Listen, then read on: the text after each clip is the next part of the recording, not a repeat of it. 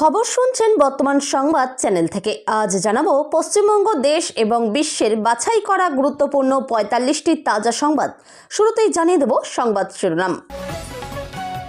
মিথ্যার জঞ্জাল, কেন্দ্রীয় বাজেট, পশ্চিমবঙ্গকে বঞ্চনা করছে কেন্দ্র, তোপ মমতা অভিষেকের। সব কাগজ ঠিক, তবুও কেন ডাক, কমিশন কি অন্ধ, প্রশ্ন তুলে অদ্ভুত সাজে ক্যাম্পে হাজির যুবক। দখলে রেখেছিল কমরেডি, লাল ঝান্ডা নিয়ে মিছিল করে পার্টি অফিস পুনরুদ্ধার সিপিএমের। এবছরই বাংলা সহ ৫ রাজ্যে ভোট, নির্বাচন কমিশনের জন্য বাজেট বরাদ্দ বাড়ল ২৫%। ভগবানপুরে প্রকাশ্য মঞ্চে সাধু সন্তের ওপর হামলা, পুলিশের জালে মূল অভিযুক্ত।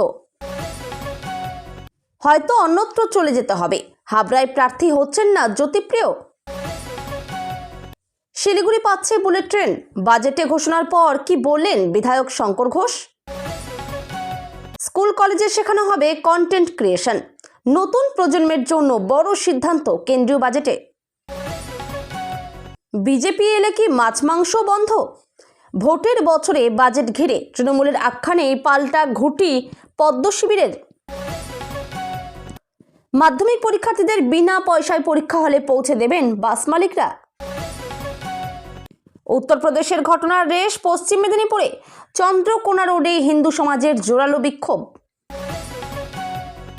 সুপ্রিম কোর্টে রাজ্যের করা মামলার শুনানি বুধবার, মমতা কি নিজেই কালো কোট পরে হাজির হবেন। পুরুলিয়ায় বাঘ আতঙ্ক, খড়ের গাদা থেকে উদ্ধার বিপন্ন বন্যপ্রাণী। জয়রামবাটিতে একের পর এক হোটেলে মধুচক্র, হানা দিয়ে ৬ জনকে গ্রেপ্তার করল পুলিশ।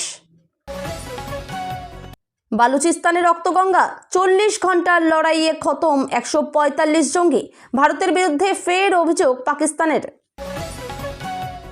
আইনি যুদ্ধে খোদ মুখ্যমন্ত্রী, নির্বাচন কমিশন এবং সিইও দপ্তরের বিরুদ্ধে সুপ্রিম কোর্টে মামলা দায়ের করেছেন মমতা। এটা আমার মিশন ছিল, মোথাবাড়িতে কংগ্রেস ভাঙন নিয়ে সাবিনা ইয়াসমিন। ক্ষমতায় এসে কর্মীদের পাত্তা নেই, অভিযোগ তুলে তৃণমূল ছাড়ল ২৩ পরিবার। খেলো ইন্ডিয়া মিশনে বাড়বে কর্মসংস্থান, অলিম্পিক আয়োজনের আশায় বাজেটে দরাজ হস্ত নির্মলা। হামটি ডামটি বাজেট বলে কটাক্ষ মমতার, কাকে বললেন চোরের মায়ের বড় গলা। স্বাধীনতার দাবিতে রণক্ষেত্র বালুচিস্তান, সংঘর্ষে মৃত অন্তত ১২৫। ছুটি নেই, সদ্যজাতকে সামলে রাত ১:৩০তেও ল্যাপটপে মা, টক্সিক অফিস কালচারে ক্ষোভ স্বামীর। ভোটের আগে লক্ষ্মীর ভান্ডারকে টেক্কা দেওয়ার চেষ্টা কেন্দ্রের, মহিলাদের দেওয়া হবে এত টাকা। গাড়ি দুর্ঘটনায় ক্ষতিপূরণের টাকা মিলবে সহজে, দিতে হবে না কর, বড় ঘোষণা কেন্দ্রীয় বাজেটে। বাজেট পেশ করলেন নির্মলা, প্রশংসা করে কি বললেন প্রধানমন্ত্রী মোদী দেখুন। ২.৫ কোটি টাকার খাবারের বিল বাকি হাসিনার, দায় নিতে নারাজ ইউনূস সরকার। সমস্যা সমাধানে ব্যর্থ অন্ধ বাজেট, তীব্র কটাক্ষ কংগ্রেসের, তো বিরোধীদেরও। মাছ ধরার জাল দিয়ে রুশ ড্রোন ধরছে ইউক্রেন, সড়ক বাঁচাতে নয়া কৌশল জেলেনস্কির। শুনানির লাইনে ৪ ঘন্টা অপেক্ষা, বসার জায়গা নেই, এসআইআর ক্যাম্পে ভোগান্তির ছবি। বাংলায় ভোট পাবে না জেনেই বঞ্চনা, হামটি ডামটি বাজেট নিয়ে বিস্ফোরক দাবি মমতার। এতক্ষণ শুনছিলেন সংবাদ শিরোনাম, এবার আসছে বিস্তারিত খবরে। বিস্তারিত খবর শোনানোর পূর্বেই আপনাদের কাছে করব একটি ছোট্ট অনুরোধ। বর্তমান সংবাদ চ্যানেলের খবর প্রত্যেকদিন শোনার জন্য চ্যানেলটি এক্ষুনি সাবস্ক্রাইব করে নিন। কেন্দ্রীয় বাজেটকে কড়া ভাষায় আক্রমণ করলেন মুখ্যমন্ত্রী মমতা বন্দ্যোপাধ্যায়। আজ দিল্লি যাওয়ার আগে কলকাতা বিমানবন্দরে তিনি বলেন যে এই বাজেটে সাধারণ মানুষের জন্য কিছুই নেই, সামাজিক সুরক্ষার কথাও বাজেটে অনুপস্থিত। তার অভিযোগ যে জিএসটির মাধ্যমে বাংলার থেকে টাকা তুলে নিয়ে কেন্দ্র রাজ্যকে প্রাপ্যটুকুও দিচ্ছে না, ভোট পাবে না বলেই পশ্চিমবঙ্গের সাথে এভাবে প্রতারণা করছে।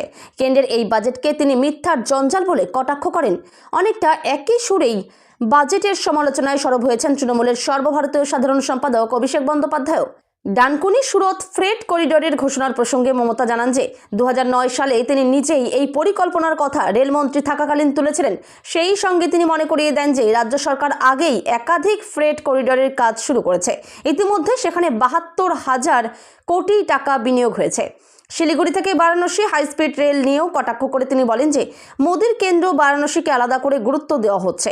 বাজেটের পর শেয়ার বাজারে বড় পতনের কথাও তুলে ধরেছেন মুখ্যমন্ত্রী। তার দাবি যে এই বাজেট ব্যবসায়ী মহলকেই হতাশ করেছে। তার আরও অভিযোগ যে বাংলার প্রায় 2 লক্ষ কোটি টাকা এখনও বকেয়া রয়েছে। এই একই সুরে তৃণমূলের সর্বভারতীয় সাধারণ সম্পাদক অভিষেক বন্দ্যোপাধ্যায় বলেন যে দীর্ঘ বাজেটের ভাষণে বাংলার জন্য কোনো নির্দিষ্ট ঘোষণা নেই। তিনি বাজেটকে দিশাহীন ও বিমাতৃসুলভ আখ্যা দিয়ে দাবি করেছেন। তার অভিযোগ 2021 সালের পর থেকে কেন্দ্র ইচ্ছাকৃতভাবেই রাজ্যের প্রাপ্য আটকে রেখেছে। তৃণমূল শিবিরের মতে বাজেটে বাংলার উপেক্ষা বিধানসভা ভোটের আগে কেন্দ্রের বিরুদ্ধে বঞ্চনার অভিযোগকে আরও জোরালো করবে। গলায় জুঁই ফুলের মালা নয়, ঝুলছে একগুচ্ছ সরকারি কাগজপত্র, আর মাথায় টোপরের বদলে চাপানো রয়েছে আস্ত এক টিনের বাক্স। রবিবার সকালে মুর্শিদাবাদের শামশেরগঞ্জের এসআইআর হিয়ারিং ক্যাম্পে এমনই অদ্ভুত সাজে হাজির হলেন এক ব্যক্তি। তার এই অভিনব প্রতিবাদ দেখে রীতিমতো হতবাক মধ্য চাচণ্ড গ্রামের বাসিন্দারা। প্রতিবাদকারী ওই ব্যক্তির নাম আনিকুল ইসলাম। তার দাবি, ভোটার কার্ড থেকে শুরু করে সমস্ত নথিপত্র একেবারেই ঠিকঠাক রয়েছে। তা সত্ত্বেও তাকে এসআইআর হিয়ারিংয়ের তলব করা হয়েছে। বারবার এই হয়রানির শিকার হয়েই তিনি ক্ষোভে ফেটে পড়েন এবং অভিনব কায়দায় প্রশাসনের দৃষ্টি আকর্ষণ করার চেষ্টা করেন। ক্যাম্পে উপস্থিত হয়ে ক্ষোভ উগরে দেন আনিকুল। তিনি সরাসরি প্রশ্ন তোলেন নির্বাচন কমিশনের ভূমিকা নিয়ে। আনিকুল বলেন, আমার সব কাগজ ঠিক আছে, তাও বারবার আমাকে ডাকা হচ্ছে। নির্বাচন কমিশন কি অন্ধ হয়ে গেছে? তারা কি চোখে দেখতে পায় না?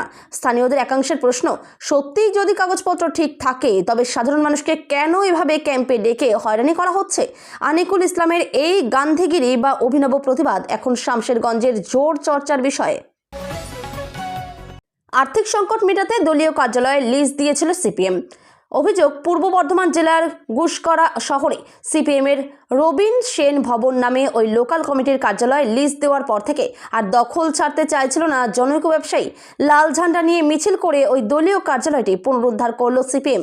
ওই কার্যালয় লিজ হিসেবে ভাড়া নিয়েছিলেন ব্যবসায়ী স্বপন পাল। তিনি একসময় সিপিএম পার্টিরই কর্মী ছিলেন। সেই কমরেডই যে কার্যালয় দখল করে নেবেন আন্দাজি করেননি স্থানীয় সিপিএম নেতারা। আগামী 12ই ফেব্রুয়ারি শিল্প ধর্মঘটের ডাক দিয়েছে সিপিএম। তার সমর্থনে গতকাল শনিবার বর্ধমানের গুসকরায় দলের পক্ষ থেকে মিছিল করা হয়। ওই মিছিল গুসকরার 7 নম্বর ওয়ার্ড এলাকায় লজপাড়ায় গিয়ে রবিন সেন ভবনের দখল নেন সিপিএমের কর্মীরা। সিপিএমের গুসকরা শহর এরিয়া কমিটির সম্পাদক ইরফান শেখ বলেন, আমরা একসময় এই ভবনটি লিজ দিয়েছিলাম, কিন্তু ওই ব্যবসায়ী দখল ছাড়ছিলেন না। তাকে বারবার বলা হয়েছিল, তাই আমরা দলীয় কার্যালয়ের দখল নিলাম, তবে কোনো বাধা পাইনি।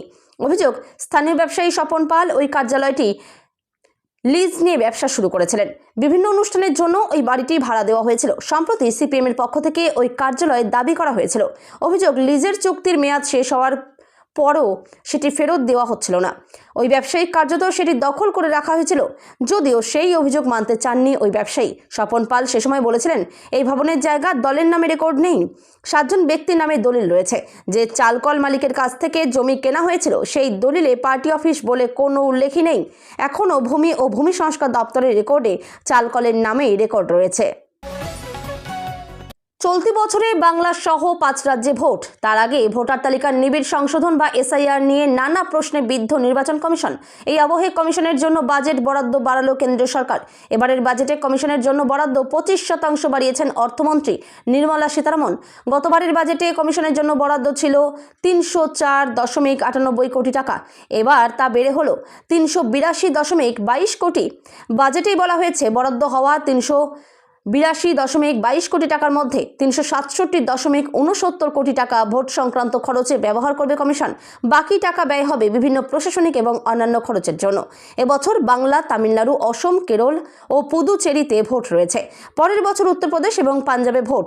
বর্তমান সময়ে দাঁড়িয়ে বিরোধীদের অভিযোগ, কমিশনকে ব্যবহার করে বিভিন্ন রাজ্যে ক্ষমতা দখলের চেষ্টা করছে কেন্দ্রের শাসক দল বিজেপি। এ নিয়ে বিতর্কের মধ্যে কমিশনের জন্য বাজেট বরাদ্দ বৃদ্ধি তাৎপর্যপূর্ণ বলেই মনে করছেন অনেকে। শুধু কমিশন নয়, কেন্দ্রীয় আইন মন্ত্রকের জন্য 250 কোটি টাকা বরাদ্দ করেছেন অর্থমন্ত্রী। এই অর্থ ভোটার কার্ড সংক্রান্ত ব্যয়ের জন্যই বরাদ্দ করা হয়েছে। তবে গতবারের তুলনায় বরাদ্দের পরিমাণ কমেছে এবার। গতবার আইন মন্ত্রকের জন্য বরাদ্দ হয়েছিল 300 কোটি টাকা। এসবের পাশাপাশি আরও 500 কোটি টাকা দেওয়া হবে আইন মন্ত্রককে। 2024 সালের লোকসভা ভোটের খরচ মেটানোর জন্যই এই অর্থ দেওয়া হবে বলে জানানো হয়েছে বাজেটে। পূর্ব মেদিনীপুর জেলার ভগবানপুরে প্রকাশ্য মঞ্চে সাধু সন্তের ওপর হামলা, আন্দোলনের হুঁশিয়ারি বিজেপির, পুলিশের জালে মূল অভিযুক্ত। বিধানসভা নির্বাচন যত এগিয়ে আসছে ততই চড়ছে রাজনৈতিক পারদ। এবার রণক্ষেত্র পূর্ব মেদিনীপুরের ভগবানপুর RSS এর শতবর্ষ উপলক্ষে আয়োজিত এক সাধু সন্ত সমাবেশে প্রবচন চলাকালীন হামলার অভিযোগ উঠল। অভিযোগ, আর্য সমাজের সূর্যানন্দ মহারাজকে লক্ষ্য করে চড়াও হয় একদল দুষ্কৃতী। এই ঘটনায় ব্যাপক চাঞ্চল্য ছড়িয়েছে এলাকায়। শনিবার ভগবানপুর 1 ব্লকের গোড়গ্রামে রাষ্ট্রীয় স্বয়ংসেবক সংঘের শতবর্ষ উপলক্ষে প্রদীপ প্রজ্বলন ও ধর্মসভার আয়োজন করা হয়েছিল। উপস্থিত ছিলেন আর্য সমাজের সূর্যানন্দ মহারাজ। উদ্যোক্তাদের দাবি, মহারাজের প্রবচন চলাকালীন আচমকায় সভায় ঢুকে পড়ে একদল যুবক। অভিযোগ, জয় শ্রীরাম ধ্বনি দেওয়ায় বাধা দেওয়া হয় এবং মহারাজকে প্রাণে মারার চেষ্টা চলে। আয়োজক সংস্থার দাবি, জগন্নাথ মাইতি, প্রদ্যুৎ মাইতি ও মাধব মাইতি নামে 3 স্থানীয় তৃণমূল কর্মী এই হামলার মূল পাণ্ডা। বিজেপি নেতা শঙ্কুদেব পণ্ডার অভিযোগ সরাসরি শাসক দলের দিকে। তিনি বলেন, হিন্দু সম্মেলনে ঢুকে স্বামীজির ওপরে পরিকল্পিতভাবে তৃণমূলের হারমাদ্রা হামলা চালিয়েছে। ওনার অবস্থা অত্যন্ত আশঙ্কাজনক। জয় শ্রীরাম বলা যাবে না বলে হুমকি দেওয়া হয়েছে। আমরা পুলিশের কাছে নাম ধরে অভিযোগ জানিয়েছি। দ্রুত ব্যবস্থা না নিলে মেদিনীপুর অচল করে দেওয়া হবে। আর মাত্র কয়েক মাস পরেই রাজ্যে বিধানসভা নির্বাচন। তার আগে হাবড়ার প্রার্থী হওয়া নিয়ে জল্পনা উস্কে দিলেন জ্যোতিপ্রিয় মল্লিক। রবিবার হাবড়া বিধানসভা এলাকার একাধিক উন্নয়নমূলক প্রকল্প উদ্বোধনে যান। হাবড়া স্টেট জেনারেল হাসপাতালের সামনে 2টি শীততাপ নিয়ন্ত্রিত অ্যাম্বুলেন্স, হাবড়া হাসপাতালে একটি জেনারেটর ও হাসপাতালের নতুন বিল্ডিংয়ের সামনে হাইমাস্ট লাইট, সিসি ক্যামেরার মনিটর, হাসপাতালে ও স্কুলে সিলিং ফ্যান, লাইট, ঠান্ডা পানীয় জলের মেশিন প্রদান, হাবড়া উদ্বাস্তু প্রাথমিক শিক্ষা নিকেতন স্কুলের সংস্কারের জন্য অর্থ সহযোগিতা প্রদান অনুষ্ঠান ছিল। ওই মঞ্চ থেকে বলেন, এমনটাও হতে পারে হয়তো আমাকে হাবড়া থেকে অন্যত্র চলে যেতে হবে। তবে কি দলের অন্দর থেকে তেমনই আভাস পেয়েছেন প্রাক্তন মন্ত্রী তথা তৃণমূল বিধায়ক? স্বাভাবিকভাবেই উঠছে সে প্রশ্ন। জ্যোতিপ্রিয় বলেন, আমি গাইঘাটা থেকে হাবড়ায় প্রার্থী হয়েছিলাম, হয়তো এটাও হতে পারে হাবড়া থেকে আমাকে অন্যত্র চলে যেতে হবে। সময়ে সময়ে এগুলো হয়। গাইঘাটায় আমাদের প্রচুর কাজ হয়েছে, হাবড়াতেও অনেক কাজ হয়েছে। আমি যেই প্রান্তেই থাকি না কেন আপনাদের সঙ্গে থাকব, অসম্পূর্ণ কাজ সম্পূর্ণ করব। তবে কড়া হুঁশিয়ারির সুরে তার সংযোজন, আমি থাকি কি না থাকি কোনো ব্যবসায়ীর থেকে যেন 1 টাকাও চাঁদা না নেওয়া হয়। আমি গাইঘাটাতেও এটা করে দিয়ে এসেছি। চাঁদার প্রয়োজন হলে দলের নেতাকর্মীরা নিজেদের পকেটের থেকে টাকা দেবে। কোনো ব্যবসায়ীর সঙ্গে উৎপাত করা যাবে না। হাবড়ায় তার প্রার্থী না হওয়া নিয়ে জল্পনা প্রসঙ্গে সংবাদ মাধ্যমের মুখোমুখি হয়ে তার ব্যাখ্যা, আমি প্রার্থী হই বা যেই প্রার্থী হোক, হাবড়ায় বিপুল ভোটে তৃণমূল প্রার্থী জয়ী হবে। আমি দলের খুব অনুগত সৈনিক। দল যেখানে দাঁড়াতে বলবে সেখানেই প্রার্থী হব। যুগান্তকারী সিদ্ধান্ত নিল কেন্দ্রীয় সরকার। রবিবার পার্লামেন্টে কেন্দ্রীয় বাজেট পেশ করলেন কেন্দ্রীয় অর্থমন্ত্রী নির্মলা সীতারমণ। সেখানেই কার্যত ঐতিহাসিক সিদ্ধান্তের কথা জানালেন তিনি। এই প্রথম দেশের কোনো সরকার নতুন প্রজন্মের সঙ্গে তাল মিলিয়ে বাজেটে একটি গুরুত্বপূর্ণ বিষয় অন্তর্ভুক্ত করল, তা হলো কন্টেন্ট ক্রিয়েশন। এই মুহূর্তে গোটা দেশে অনেকেই এই পেশার সঙ্গে যুক্ত। নিজস্ব ইউটিউব, ইনস্টাগ্রাম এবং ফেসবুকে তরুণ প্রজন্ম কন্টেন্ট ক্রিয়েশনে ব্যস্ত। বিভিন্ন বিষয়ের উপর তৈরি হচ্ছে নিত্য নতুন কন্টেন্ট। মৌলিক ভাবনা, সুন্দর স্ক্রিপ্ট এবং উপযুক্ত পরিবেশনার মাধ্যমে কন্টেন্ট ক্রিয়েটাররা বিপুল পরিমাণ টাকা রোজগার করছেন। তাই এবারের বাজেটে সেই জেনজির জন্যই ঐতিহাসিক এবং যুগান্তকারী ঘোষণা করলেন কেন্দ্রীয় অর্থমন্ত্রী নির্মলা সীতারমণ। এখন থেকে দেশের 1500 স্কুলে এবং 500 কলেজে গড়ে তোলা হবে কন্টেন্ট ক্রিয়েটার ল্যাব। রবিবার বাজেট ঘোষণার সময় নির্মলা সীতারমণ জানান, দেশের 1500টি সেকেন্ডারি স্কুল এবং 500টি কলেজে গড়ে তোলা হবে ABGC content creator lab. Animation, visual effects, gaming এবং কমিক্স সহ একাধিক বিষয়ে প্রশিক্ষণ দেওয়া হবে এই ল্যাবে। ভোটের বছরের বাজেট বলে কথা। কেন্দ্রীয় অর্থমন্ত্রী নির্মলা সীতারমণের বাজেট ঘোষণার পরই যখন মুখ্যমন্ত্রী মমতা বন্দ্যোপাধ্যায় বাংলা বঞ্চনার নিয়ে সরব, ঠিক তখনই সেই অভিযোগের পাল্টা অস্ত্র হিসেবে তৃণমূলকে রাজনৈতিকভাবে বেকায়দায় ফেলতে মরিয়া বিজেপি। আর সেই লড়াইয়ের সামনের সারিতে উঠে এলো বাঙালির চিরচেনা খাদ্যাভ্যাস মাছ ও মাংস। সাংবাদিক বৈঠক থেকে বালুরঘাটের বিজেপি বিধায়ক তথা অর্থনীতিবিদ অশোক লাহিড়ীর দাবি, বিজেপি ক্ষমতা এলে নাকি বাংলায় মাছ মাংস খেতে দেবে না। তৃণমূলের এই প্রচার বাজেটের আলোতেই মিথ্যে প্রমাণিত হয়েছে। বাজেটে 500টি জলাধার নির্মাণ, উপকূলবর্তী এলাকায় মৎস্য বিকাশ এবং পশুপালনে জোর দেওয়ার ঘোষণার কথা তুলে ধরা তার প্রশ্ন, তাহলে মাছ মাংস বন্ধ হওয়ার গল্প এলো কোথা থেকে? এই বিতর্ক যে নিছক কথার লড়াই নয়, তা স্পষ্ট বিধানসভা ভোটের নির্ঘণ্টের দিকে তাকালেই। চলতি বছরই রাজ্য নির্বাচন। বিজেপিকে সংস্কৃতিতে হস্তক্ষেপকারী হিসেবে তুলে ধরতে তৃণমূল দীর্ঘদিন ধরেই খাদ্যাভ্যাসের প্রশ্নকে রাজনৈতিক অস্ত্র বানিয়েছে। অশোক লাহিড়ীর মতে, নির্মলা সীতারমণের এই বাজেট শুধু দেশের বিকাশের দিশায় দেখায়নি, বাংলায় তৃণমূলের মিথ্যাচারের ফানুসও ফাটিয়ে দিয়েছে। রাজনৈতিক মহলের ধারণা, আগামী দিনে এই ইস্যুতে পদ্ম শিবিরের সুর আরও চড়বে।